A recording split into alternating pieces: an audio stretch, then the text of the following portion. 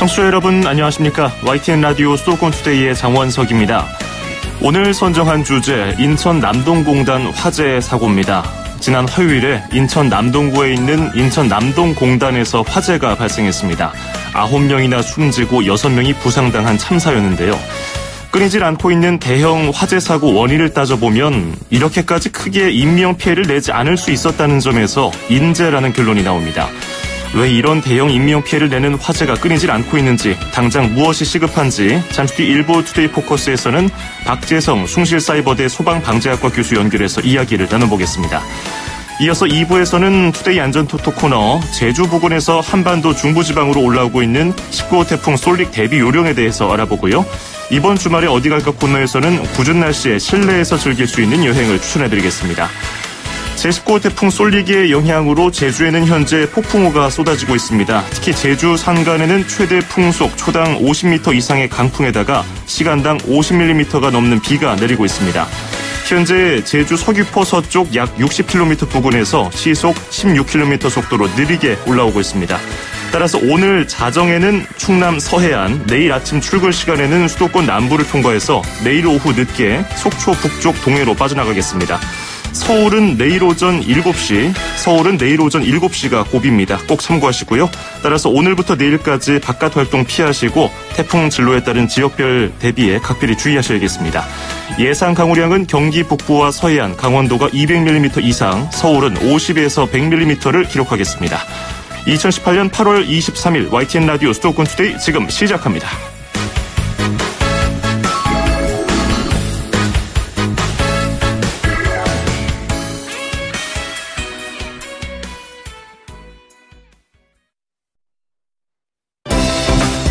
수도권과 관련된 소식은 모두 여기 YTN 라디오 수도권 투데이.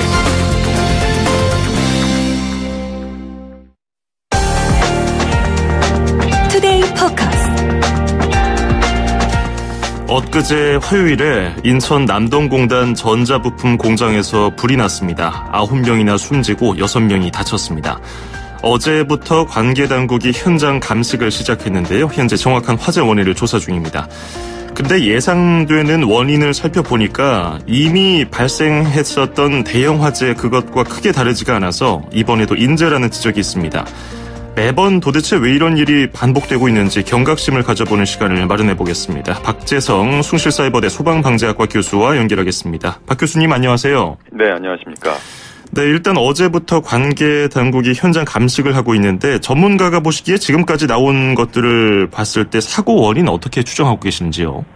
예, 우선은 목격자의 진술이나 현장 감식 결과에 의하면 화재 발생 부분은 4층 천정부에서 화재가 발생한 것으로 지금 확인이 되고 있습니다. 예. 그리고 이제 화재가 발생했었을 때 초기에 작동을 해서 소화를 해야 될 스프링클러와 같은 그런 소방 설비가 정상적으로 작동하지 않았다라고 하는 부분들도요 지금 확인되고 있고요. 그런 부분들이 또 피해를 키우는데 영향을 주지 않았나 생각이 되고 있습니다. 예. 그런데 일반인의 시선에서 이해가 되지 않는 것이요. 예전에 요양병원 화재 사고도 그랬고 다른 산업단지 대형 화재도 그랬지만 소방 점검을 이미 얼마 전에 받아서 이상이 없다고 확인을 받은 곳에서 이렇게 문제가 발생한다는 거잖아요. 그렇습니다. 이번에 인천 남동공단 화재 건물은 2달 전인 지난 6월에 점검을 받았고 그래서 1층, 3층은 문제가 있어서 시정조치 명령을 받아서 그 부분은 개선이 됐다고 하더라도 4층, 화재가 발생한 4층은 문제가 없다는 판정이 나왔거든요. 네. 전문가 입장에서 보실 때 이런 점검 이후에도 문제가 발생하는 거 왜 이런 현상이 발생한다고 보시는지요? 제천 화재나 이번 화재 같은 경우도 그렇고 점검 때는 발견되지 않았던 문제점들이 화재 시에 발견이 되고 그런 부분들이 화재를 키우고 피해를 키우는데 심각한 영향을 준다라고 하는 것이 계속적으로 우리 사회에서 우리나라에서 이제 반복이 되고 있다라고 하는 거잖아요. 예. 소방관들이 점검을 할 때라든지 아니면 점검 업체에서 점검을 할 때는 정상적으로 설비를 유지를 하다가 점검이 끝난 후에는 혹시라도 스프링클러와 같은 그러한 설비들이 오작동을 한다든지 해서 물이 이제 나오게 되면 방수가 되게 되면은 생산되는 물품에 손해를 끼친다든지 여러 가지 문제가 발생을 할 수가 있기 때문에 점검 때는 정상적인 상태, 점검 후에 평상시 사용할 때는 정상적으로 작동하지 않는 상태로 관리를 하고 있다라고 하는 것이 문제점이죠. 따라서 소방관들이라든지 점검업체에서 건물에 상주를 할 수가 없는 거잖아요. 아하. 그렇기 때문에 공장 관계자나 관리자들의 안전의식이 굉장히 중요하다고 말씀을 드릴 수 있습니다. 예. 아니, 그 스프링클러하고 화재 경보 장치 같은 경우는 제조하고 설치 단계에서 불이 발생하면 열을 감지하든 뭐 연기를 감지하든 자동으로 켜지는 거 아닌가요? 그렇게 임의 조작이 가능한가요? 이제 스프링클러 같은 경우는 이제 배관을 통해서 이제 물이 지나가야 되는 것입니다. 예. 그래서 스프링클러 같은 경우는 물이 지나가는 통로, 즉 배관을 그 안에 보면 밸브가 있는데 밸브를 잠궈 놓게 되면은 물이 지나가야지 물이 방수가 되면서 화재를 진압할 수가 있게 되는 것이고요. 예. 또한 자동화재 탐지 설비 같은 경우는 감지기에서 열이나 연기를 감지하면 수신반이라는 데가 있습니다. 보통 이제 방지센터라든지 관리실에 설치가 되는데 그쪽으로 신호가 가서 화재 경보벨과 같은 관련된 설비들로 신호를 보내서 작동을 하게 되는데 수신반까지는 신호가 들어와도 경보벨 같은 그 관련된 설비 쪽으로 신호가 가지 않도록 또한 차단하는 경우들이 있습니다. 그래서 스프링클러는 밸브를 잠궈 놓는다든지 자동화재 탐지 설비 같은 경우 수신반에서 관련된 설비로 신호가 가는 것을 차단한다든지 하게 되면은 정상적으로 그 설비가 설치된 목적을 달성하지 못하는 문제가 발생하게 되는 것이죠. 그러니까 지금 뭐 화재 원인 조사하고 있고 나중에 업체 관계자도 경찰에서 불러서 조사를 하겠지만은 만약에 뭐 오작동으로 인해서 전자부품 같은 것이 고장난 것을 예상하고 스프링클러에 물을 차단하거나 경보장치를 꺼놨다면은 이거는 정말 크게 처벌을 받을 것 같은데. 네, 그렇습니다. 일부 목격자는요, 스프링클러에서 물이 조금 떨어졌다고 하고 일부는 또 아예 나오지 않았다는 증언도 있는데 스프링클러가 작동하게 되면은 이건 확실히 작동했다라고 감지할 정도로 물이 강하게 나옵니까? 보통 우리가 이제 천정 스프링클러를 보면은 작은 헤드가 설치되어 있습니다. 예. 그 작은 헤드에서 1분에 보통 80리터 정도의 물이 나옵니다. 뭐 물이 그냥 수도꼭지에서 질질 나오는 정도가 아니라 폭풍 수준으로 나오는 80 정도로 1분당 물이 나오기 때문에 화재를 효과적으로 진압을 할 수가 있는 거기 때문에 만약에 스프링클러가 정상적으로 작동을 했다면 물방울이 떨어지는 정도가 아니라 정말 많은 양의 물이 순간적으로 이렇게 방수가 되기 때문에 작동했는지 안 했는지는 추후 정밀 조사를 한다든지 다시 목격자들에 대해서 다시 한번 자세한 그런 어떤 면담을 한다든지 하게 되면 충분히 밝혀질 수 있을 거라고 생각을 합니다. 예.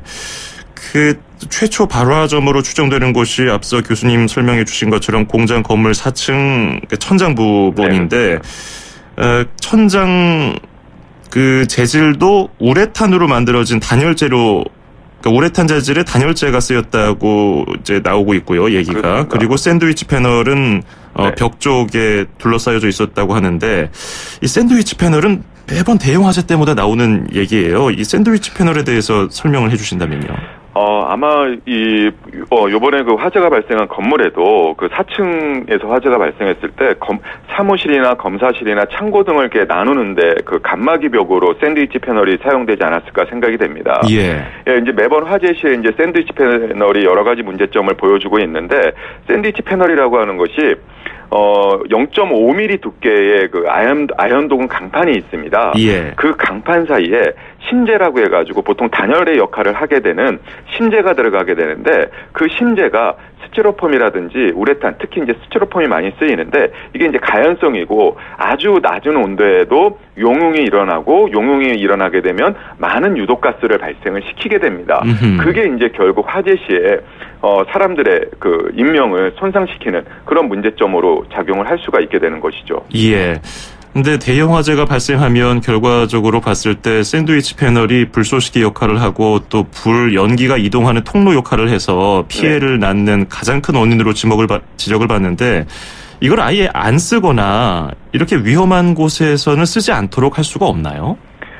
보통 이제 그 화재 안전의 선진 외국이라고 하는 미국이나 영국이나 일본 같은 경우에서는요. 샌드위치 패널을 전혀 못 쓰게 하지는 않습니다. 샌드위치 패널을 이제 공장이나 창고 같은 경우에 불가피하게 사용할 수밖에 없는 그런 시설들이 있습니다.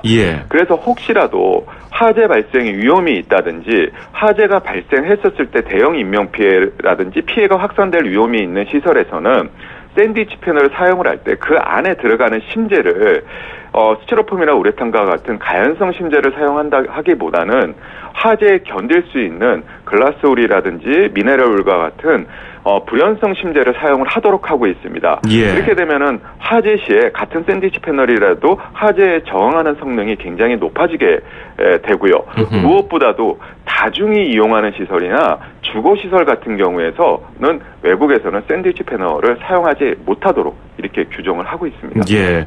근데 지금까지 국내에서 이 건축을 설계하고 또 시공을 할 때 샌드위치 패널을 많이 쓰는 이유는 또 그만큼 뭐 가격적인 측면이라든지 여러 가지 장점이 많기 때문 아니겠습니까? 그렇죠. 예. 가장 첫 번째 이유가 경제성입니다. 가격이 예. 이제 저렴한 거고, 두 번째가 시공의 용이성입니다. 굉장히 시공을 빠른 시간 내에 간단하게 할 수가 있기 때문에 이 샌드위치 패널이 너무 많이 사용이 되고 있다는 것이죠. 그러면 앞으로 지어질 건물에는 이런 것들의 좀 가연성 소재를 피하는 그런 법적인 장치가 만들어져 있나요? 예, 예전보다 우리가 이제 최근에 대형 화재 사고를 겪으면서 이런 화재 안전과 관련된 소방법이라든지 건축법에서 피난 방화와 관련된 규정들이 지속적으로 강화가 되고 개선이 되어 온 것도 사실입니다. 예. 하지만은 이제 그러한 개선이나 이런 것들이 대규모 공장이라든지 대규모 시설 위주로, 왜냐하면 법이라고 하는 것이 건축물의 규모를 중심으로 해가지고 규제가 이루어지는 것이기 때문에 이렇게 소규모 공장이라든지 소규모 시설에 대한 규제에 대한 사각이 아직까지 남아있는 부분들이 있기 때문에 좀 더 안전에 대해서 위험한 시설이 무엇이고 개선해야 될 점이 무엇인가라고 하는 부분들을 면밀하게 조사를 해서 그런 부분을 찾아내가지고 핀포인트식으로 결정적인 위험 요소 개선이 필요한 부분들에 대해서는 시급히 개선을 해주고, 필요한 경우에는 소급해서라도 그런 부분들에서 개선을 해서 국민들이 안전하게 생활할 수 있는 그런 환경을 갖춰주는 것이 중요하죠. 예. 뭐 앞으로 지어질 건물들은 아무래도 이런 좀 까다로운 기준을 적용해서 건물을 짓더라도 말씀하신 것처럼 소급하려면 이미 만들어진 건물들 관리도 중요할 텐데 다 뜯어내고 다시 지을 수도 없고요. 그렇습니다. 예, 그런 부분도 이게 매번 발생하는 문제이기 때문에 그렇죠. 계속 지적은 하고 있는데 시행되기가 현실적으로 이렇게 어려운가 참 자괴감이 드는군요. 이렇게 계속 지적을 하고 있는데도요. 네, 정말 안타까운 상황이 계속적으로 반복이 되고 있는 것이죠. 예. 자, 그리고 대형 화재가 발생하면은 이 피해를 입는 분들 대부분 네. 직접적인 불로 인한 피해보다는 연기로 인한 피해가 크잖아요. 그렇습니다. 이번에도 소방차가 신고 접수 4분 만에 현장에 도착했는데 그 사이에 이미 연기가 너무 빨리 퍼져버리니까 네. 대피하지 못하고 연기 한번 들이마신 다음에 정신을 잃은 분들, 그리고 네. 대피하다가 다친 분들, 돌아가신 분들 계시는데 이 유독가스가 발생하면 피할 방법이 이렇게 없나요? 그러니까 연기가 보통 이제 확산되는 속도가 수평으로는 초당 한 1m 정도 확산되고요. 수직으로는 초당 한 3m에서 5m. 그러니까 똑딱하는 사이에 한 개층에서 두 개 정도 연기가 확산이 됩니다. 예. 그렇기 때문에 사람이 대피하는 속도보다 연기의 확산 속도가 더 빠르게 되는 것이고요. 또한 연기의 안에는 우리가 이제 유해가스라고 하죠. 일산화탄소, 이산화탄소, 특히 시아나수소와 같은 조금의 소량만을 흡입하더라도 사람의 생명을 빼앗을 수가 있는 그런 유해가스들이 굉장히 많이 안에 내포가 되어 있습니다. 예. 그렇기 때문에 제일 중요한 것은 화재 시에 화재 징후를 본다든지 연기 냄새를 맡는다든지 하게 되면 조금이라도 그것을 지체하면 안 되는 것입니다. 바로 피난을 해야지 쫓아오는 연기보다 그래도 조금이라도 더 빨리 안전한 장소로 탈출할 수 있게 되는 것이죠. 예, 그러게 말입니다. 우리가 일상생활에서 그냥 어떤 물건을 태울 때 발생하는 그 연기 조금만 마셔도 콜록거리고 숨을 제대로 못 쉬는데. 네, 아마 앵커님도 이렇게 어렸을 때라든지 길거리 예. 쓰레기 소각하는데 옆에 그러니까요. 지나가다가 냄새 한 모금 마시게 되면 머리가 팽하고 도는 경우가 있습니다. 화재 시에는 그거보다 훨씬 심각하기 때문에 새카만 연기잖아요. 예, 한두 모금만 마셔도 정상적인 피난 행동을 하지 못하고 그 자리에서 행동이 정지가 되는 경우들이 많이 발생을 하죠. 그렇기 때문에 아예 불이 발생하지 않도록 애초에 아까 앞에서 지적해드렸던 것들이 다 지켜져야 되는데 네. 특히나 이런 공단 같은 경우는 화학물질도 취급을 많이 하고요. 아직 네. 감식 결과가 나오지 않았습니다만은 일부 증언에는 신호에 불이 옮겨 붙었을 가능성도 이제 제기가 됐거든요. 네. 이런 화학물질 관련 안전관리 규정은 어떻습니까? 이제 이런 위험물질에 관련돼 가지고 이제 소방에서는 위험물 안전관리법에서 이제 해당되는 위험물들을 관리를 하고 있습니다. 예. 그것이 이제 일정량 이상을 이제 보관해야지. 예를 들면 건물 내에 경유 1000리터 이상이라든지 이렇게 일정량 이상을 보관해야지 안전관리자의 배치 의무 등이 이제 되고요. 예. 그리고 이제 대규모 그 산업시설 같은 경우에서 위험물을 하는 경우에는 산업안전보건법 등 이제 다른 규정에 의해서 안전관리가 이루어지게 되는데 요번 이제 그 전자회사 화재가 발생했던 전자회사 예. 같은 경우가 같이 소규모 위험물을 보관하거나 관리하는 경우에는 법의 사각지대에 놓여 있게 되는 부분들이 분명히 있습니다. 예, 알겠습니다. 오늘 도움 말씀 잘 들었고요. 네. 이런 소식 다시는 전해드리지 않았으면 좋겠네요. 예, 네, 오늘 그렇습니다. 말씀 잘 들었습니다. 고맙습니다. 네, 감사합니다. 네, 지금까지 박재성 숭실사이버대 소방방재학과 교수였습니다.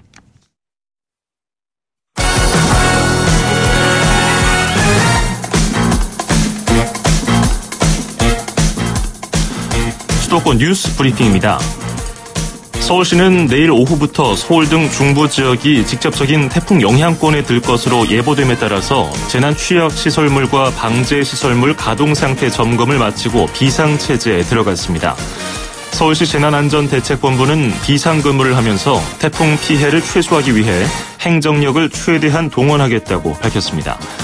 태풍 피해가 발생할 경우 초기에 대형 건설사, 전문 건설협회, 용역회사들과 협업체계를 가동해서 신속하게 복구할 계획입니다.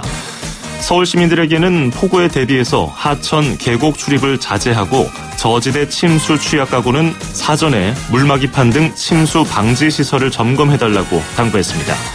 강풍 피해에 대비해서 간판과 노후 건축물 지붕, 창문 고정 상태를 수시로 확인하고 피해가 우려된다면 관할 구청과 119, 120에 신속히 신고해달라고 요청했습니다. 호우 태풍 대비 시민행동요령은 행정안전부 국민재난안전포털이나 서울시 서울안전누리 홈페이지에서 확인할 수 있습니다. 인천시가 내년부터 미세먼지를 내뿜는 노후 경유차에 대해서 과태료 부과 등 운행 제한 조치를 내리기로 했습니다. 대상은 2005년 12월 31일 이전에 제작된 경유차 가운데 매연 저감장치 부착 명령을 위반했거나 자동차 종합검사에서 최종 불합격된 차량입니다. 처음 적발되면 계도를 하지만 한 달 이내에 재차 적발되면 최대 200만 원까지 과태료가 부과됩니다. 앞서 인천시는 지난 2월 27일부터 이달 30일까지 14만여 대의 지역 노후 경유차에 대해서 저감장치 부착과 조기 폐차 명령을 내린 바가 있습니다. 사이버 범죄가 증가하는 가운데 서울시가 불법 대부 다단계 판매와 같은 민생범죄 수사에 인공지능 AI 기술을 도입한다고 밝혔습니다.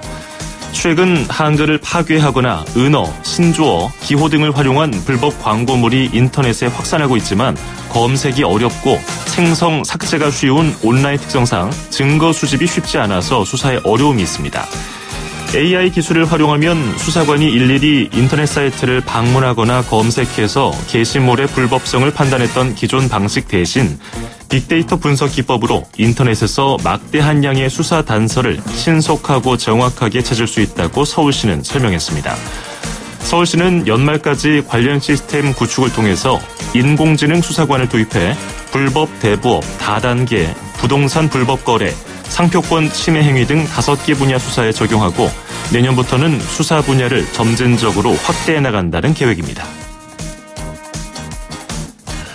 제19 태풍 쏠릭이 무사히 지나가고 앞으로 기상 여건만 나쁘지 않다면 올해 경기도 벼농사는 평년작 수준이 될 것으로 보입니다. 지난 16일 기준 벼 생육 상황 조사 결과 올해 도내 벼 출수기는 높은 기온으로 지난해보다 평균 사흘, 평년보다는 평균 이틀 일렀습니다. 포기당 이삭수도 올해 23.2개로 지난해 23개, 평년의 24.1개와 비슷한 수준으로 나타났습니다. 경기도 농업기술원은 태풍 피해가 없고 기상 여건만 나쁘지 않다면 평년과 비슷하거나 다소 많을 것으로 예상했습니다. 인천 연수구는 뚜렷한 원인을 찾지 못한 채 장기간 주민을 괴롭히는 악취 문제를 근본적으로 해결하기 위해서 송도 악취에 영향을 줄 수 있는 사업장들을 모두 점검하기로 했습니다. 인천 송도에 유무인 악취 포집기 12대를 배치하고 현재 주민이 생활하는 송도 공구별로 실시간 측정기 6대를 설치해서 악취의 이동 경로를 파악할 방침입니다. 또 전문가와 주민, 공무원 10여 명으로 구성된 민관 협의체도 분기별로 회의를 열어서 종합적인 악취 개선 방안을 마련하기로 했습니다. 송도 국제도시가 포함된 연수구의 악취 민원은 지난해에는 153건이었지만 올해 들어서는 최근까지 373건이 접수됐습니다. 서울시는 끊긴 채 남아있었던 덕두공 돌담길 70m 구간인 영국 대사관 후문에서 정문을 연결해 오는 10월 말 덕수공 돌담길 전 구간을 완전히 개방한다고 밝혔습니다. 앞서 서울시는 지난해 8월 덕수공 돌담길 미개방 구간 일부인 영국 대사관 직원 숙소 앞에서 영국 대사관 후문 100m를 개방했습니다. 이로써 과거 영국 대사관이 점유하면서 제한됐던 덕수공 돌담길 미연결 구간 170m가 완전히 연결돼서 1100m의 돌담길 전체를 돌아가지 않고 걸을 수 있게 됩니다. 서울시는 이를 위해서 영국 대사관 정문 앞 신규 문 설치 공사는 지난 20일에 착수했고 덕수공 내 보행로 공사는 9월 중에 시작돼서 대야문을 통해 들어온 덕수공 관람객과의 동선을 분리하는 시설도 설치할 예정입니다. 경기도가 내년 7월까지 전통시장과 골목상권 활성화를 위한 전담기구를 설립합니다. 이른바 경기시장상권진흥원이라는 전담기구는 권역별 경영지원센터를 운영해서 전통시장과 소상공인 경영 애로에 대한 통합 처방을 하게 됩니다. 또 상권 활성화 모델 개발과 보급, 시장과 주민이 상생하는 공유마켓 육성 기능도 할 계획입니다. 지금까지 수도권 뉴스 브리핑이었습니다.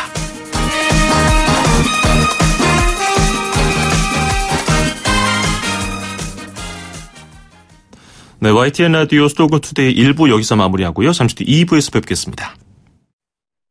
2,500만 수도권 청취자를 위한 모든 소식이 한자리에 YTN 뉴스 FM 수도권 투데이 FM 94.5MHz YTN 라디오 수도권 투데이 듣고 계시고요. 저는 아나운서 장원석입니다. 2부에서는 투데이 안전톡톡 코너에서 태풍 쏠릭 대비 요령 알아보고요. 이번 주말에 어디 갈까 코너에서는 실내 여행 소개해드리겠습니다. 40초 뒤에 뵙죠. 음악과 수도권 뉴스가 한방에 수도권 전문 방송 수도권 투데이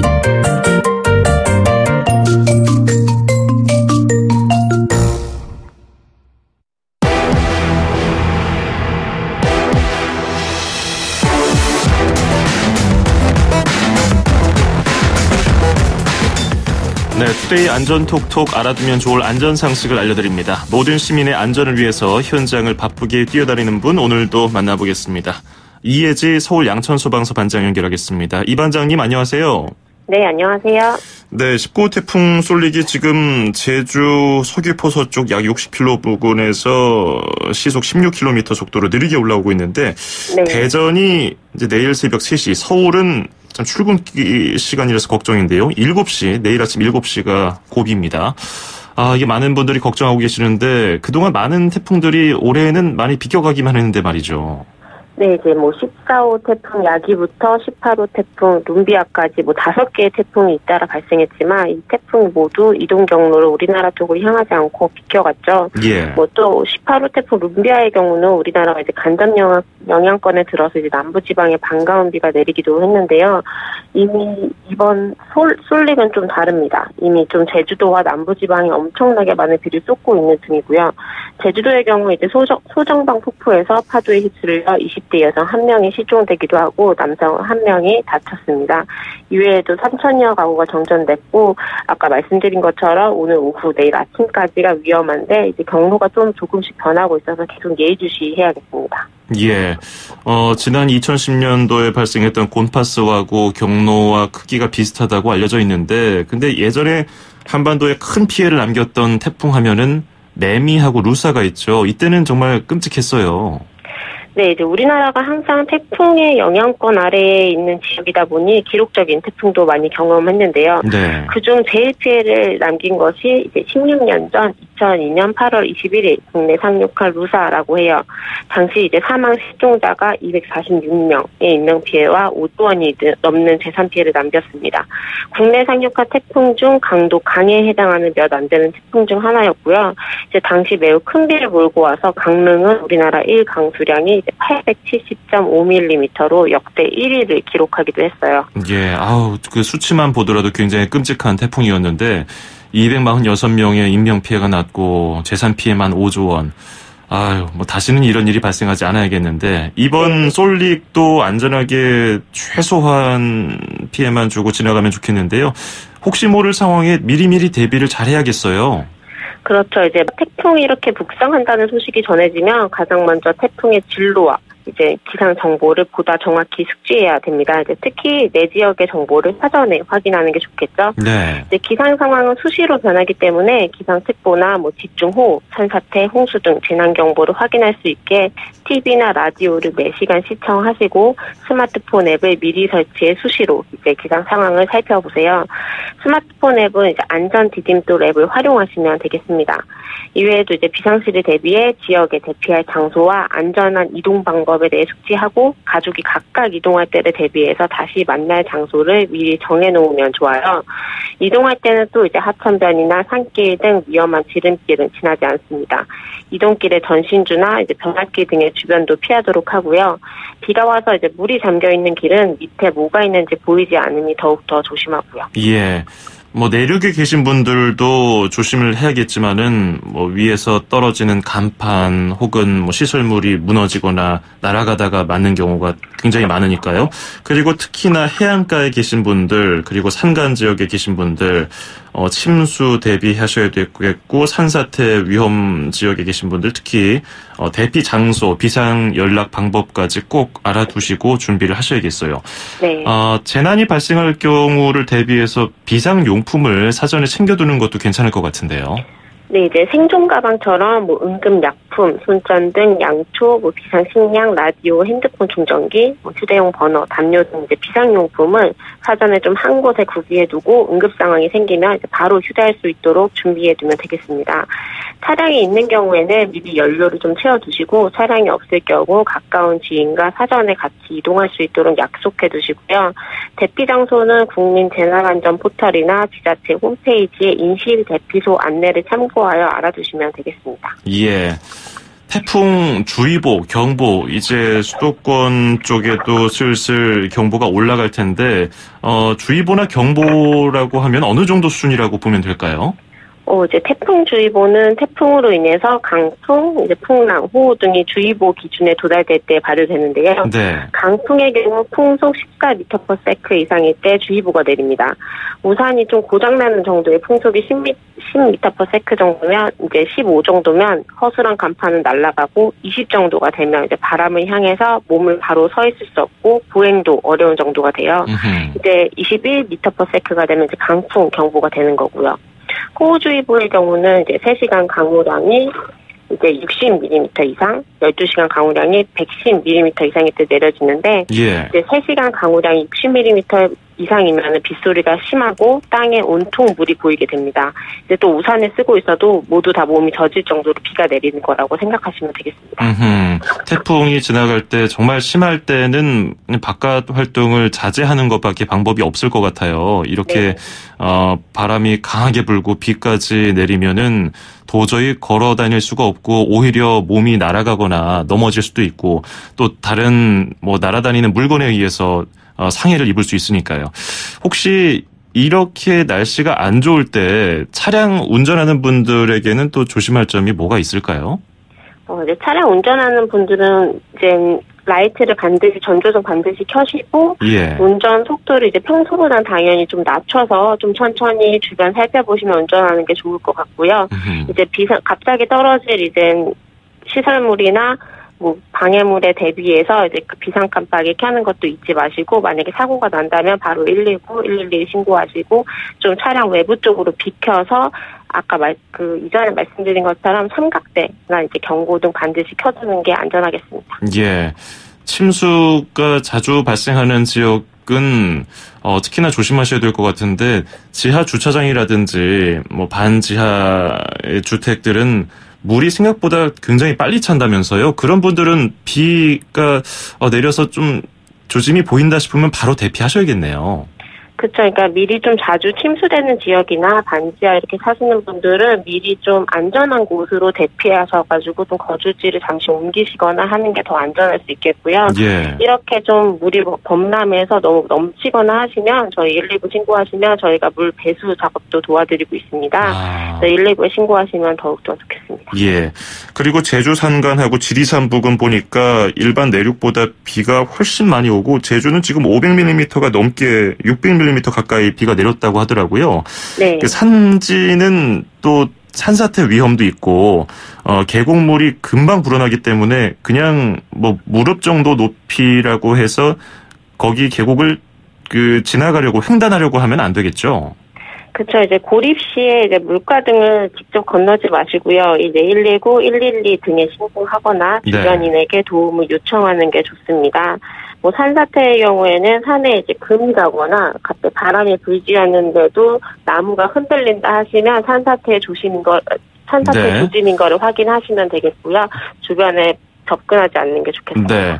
자, 그리고 이제 집에서 대피할 것도 있을 것 같아요. 어떤 게 있을까요? 집에서 대피하실 때는 창문을 좀 반드시 닫고 유리문이나 창문에 되도록 떨어져 있는 것이 좋습니다. 창문을 열어놓을 경우 오히려 바람의 압력이 2배로 높아져 창문이 깨질 위험이 더 높아지고요.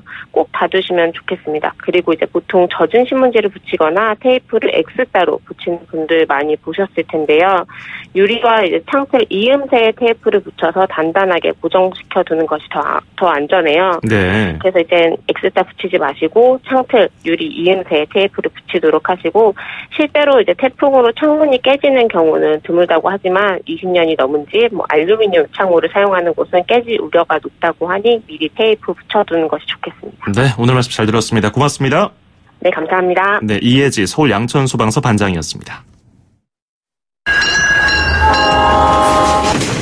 Ignition, lift off.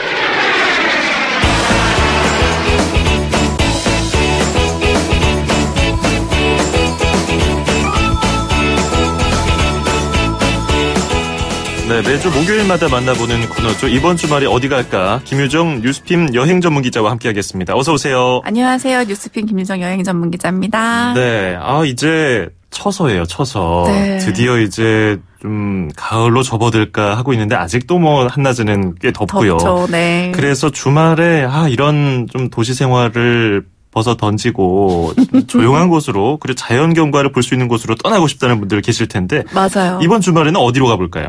이번 저희가 한 번도 수도권에서 비행기를 타고 가본 적이 없었잖아요. 주말 여행을. 네.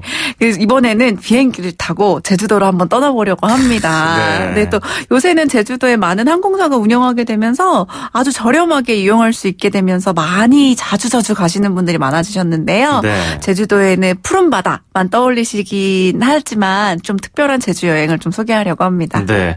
제주도는 뭐 전 세계 어디다 내놔도 맞아요. 빠지지 않는 곳이죠. 네, 뭐 부족하지 않고 우리가 참 자랑스러워하는 여행지인데 특별한 제주 여행이라고 하니까 뭘까 또 기대가 되는데요. 네, 원래 제주 하면 항상 이렇게 자연 경관만 좀 떠올리시는 분들이 많으신데요. 네.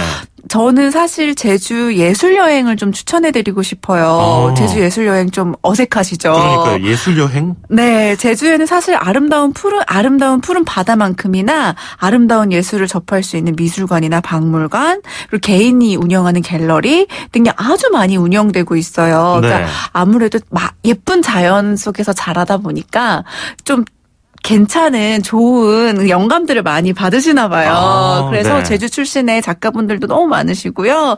기존에 있던 뮤지엄도 있지만 최근에 새로 생긴 곳들이 많기 때문에 그곳들을 방문하시는 것도 좋고요. 또 심지어 제주에는 저지 예술인 마을이 있을 정도로 예술을 사랑하는 지역이기도 해요. 또 우리나라 최초로 시립미술관인 기당미술관이 생긴 곳이 바로 제주도입니다. 신기하죠. 네, 이건 몰랐네요. 네.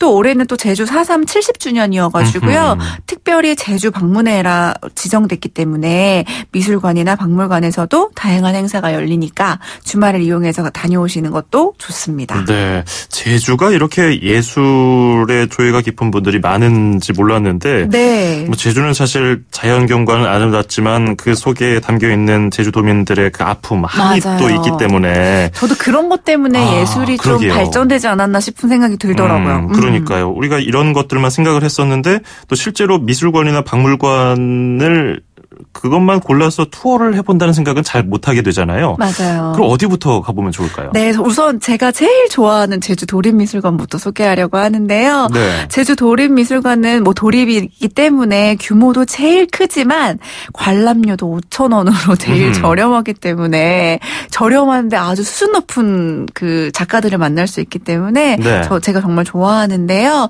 특히 제주 작가의 작품들을 많이 전시해요. 그래서 갈 때마다 새로운 제주 작가의 전시를 볼 수 있어서 제가 특별히 좋아하는 곳인데요. 또 이게 입구부터 노출 콘크리트로 지어진 건물을 둘러싸고 연못이 있어요. 그러네요. 네. 진짜 연못이 네, 있어요. 이 연못 이름이 거울 연못인데 거울 같죠. 아, 진짜 예쁘네요. 네, 그 건물이 그대로 바닥에 비치고 날씨가 좋을 때는 하늘이랑 그 주변에 있는 산이랑 풀이랑 다 그 거울 연못에 비쳐요. 그래서 이 미술관을 들어가는 그 길마저도 예술 세계로 들어가는 것 같은 기분이 들 정도로 아주 기분이 좋아지거든요. 네. 그리고 또 그 연못 안에 있다 보니까 마치 섬같이 느껴져서 새로운 세계로 들어가는 것 같은 그런 분위기가 느껴지기 때문에 꼭 한번 가보셨으면 좋겠는데요. 또 지금 현재는 한국 근현대 미술 걸작전이 이뤄지고 있어요. 그래서 한국 근현대 미술을 좀 한 자리에서 보고 싶다 하시는 분들은 9월 안에 가보시면 좋을 것 같아요. 예. 네. 또 이제 도립미술관을 봤으니 또 이제 현대미술관을 또 봐야 되는데요. 제가 방금 아까 말씀드렸던 저지 예술인 마을에 있는 현대미술관이 있는데요. 도립미술관에 비해서는 규모는 되게 작아요. 그렇지만 예술인 마을에 있는 만큼 그 마을 안에 있는 곳에 그 미술관으로 가는 길 내내 제주의 돌담, 송이도로, 뭐 포장, 뭐 힐링이 될 수 있는 마을이기 때문에 걷는 것 자체로도 되게 기분이 좋아지는 마을이에요. 네. 그리고 그 미술관까지 가는 길에 또 이제 뭐 조각품, 전시품 이런 것들을 꾸준하게 볼 수 있기 때문에 예술인 마을이 여기구나 하는 마음이 드실 수 있을 거예요. 아하. 그리고 지금 현재 또 이뤄지는 전시를 좀 알려드려야 되는데요. 역시 제주 자연을 품은 김준권님의 전시가 이뤄지는데요. 또 이름이 사람과 섬이에요. 그리고 예술이라는 이름으로 이제 관련된 테마로 섬의 노래라는 전시가 진행되고 있는데요. 9월 2일까지 진행돼요. 그렇기 때문에 조금 서둘러야 되실 것 같아요. 네. 지금 제주 도립미술관 그리고 제주 현대미술관에 대해서 쭉 설명을 해주셨는데 네.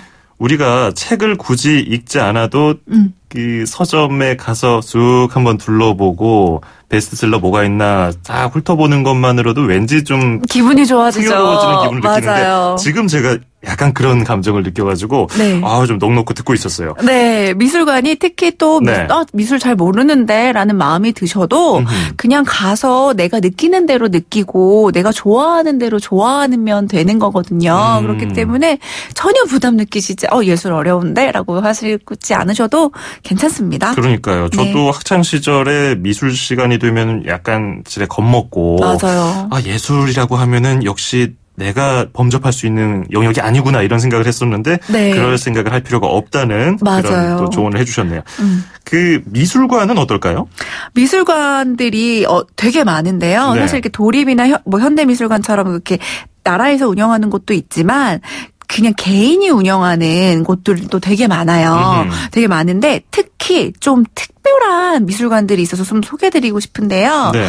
최근 사실 전 세계적으로 도시재생이 참 이슈잖아요. 그렇죠. 근데 또 그게 예술과 도시재생이 이어지는 프로젝트들이 또 인기인데요. 제가 또 독일 편에 소개시켜드렸던 그 이스트 갤러리도 그 벽화를 그리는 거였잖아요. 맞아요. 예. 그런 것처럼 지금 제주에도 독특한 도시 재생의 미술관들이 있는데요. 사실 서울 아라리오 뮤지엄에서 만든 것이긴 해요. 그렇지만 폐업한 영화관이랑 폐업한 모텔을 활용해서 미술관을 만들었어요. 되게 특이하죠. 그러게요. 소재가 굉장히 독특하네요. 굉장히 독특하죠. 그래서 사실 이 영화관은 제주의 최초의 멀티플렉스라고 할 만큼 엄청난 그 영화관이었는데 이제는 폐업했죠. 당연히 이제 워낙에 쟁쟁한 멀티플렉스들이 많이 생기다 보니까 폐업했고요. 모텔도 역시 쟁쟁한 호텔들이 많이 들어오다 보니까 네. 폐업을 했는데 그 모습을 그대로 보존해가지고 미술관을 만들었어요. 그래서 그 모텔에서 버리고 간 물건들 있죠. 네. 그 물건들을 활용해서 만든 예술품도 있고요. 그래서 이런 것들도 예술품이 될 수 있구나라는 생각이 들기도 하고 특히 영화관에서는 그동안에 아라리오 뮤지엄에서 모아왔던 콜렉션을 한눈에 볼 수 있는 전시를 지금 상설 전시하고 있거든요. 네. 그렇지만 조금 지하에는 제주도를 느낄 수 있는 전시를 하고 있는데요. 몽돌의 시간성을 발견하는 문창배의 개인전 몽돌의 노래를 진행하고 있어요. 근데 몽돌이 뭐지? 라고 생각하실 것 같은데요. 네. 몽돌은 둥근 돌맹이 있잖아요. 바닷가에 있는 둥근 돌멩이, 그 제주 몽돌이라고 하는데, 그거를 이제 제주 사투리로 몽돌이라고 부르기 때문에 그 돌멩이를 이용한 전시를 이용할 수 있고요. 모텔은 2동이나 있어요. 그래서 모텔 2동이 있는데, 기존의 1동에서는 예술작품을 전부 다 그 기존 건물과 묘한 조화를 이루게 만들고 있고요. 네. 2동에서는 1990년대 그 구상조각이라고 하는 것이 있는데 그것의 전성기를 이끈 구본주 작가님이 있어요. 근데 구본주 작가님이 37살 나이에 돌아가셨거든요. 네. 그래서 올해가 15주기예요. 그래서 그걸 기념해서 이제 전시를 열고 있는데요. 네. 9월 말까지 진행되니까 조금 서두르셔야 될 것 같아요. 그렇군요. 네. 오늘은 제주의 예술여행 다녀와봤네요. 오늘 말씀 잘 들었습니다. 고맙습니다. 네, 감사합니다. 네, 지금까지 김효정 뉴스픽 여행 전문 기자였습니다.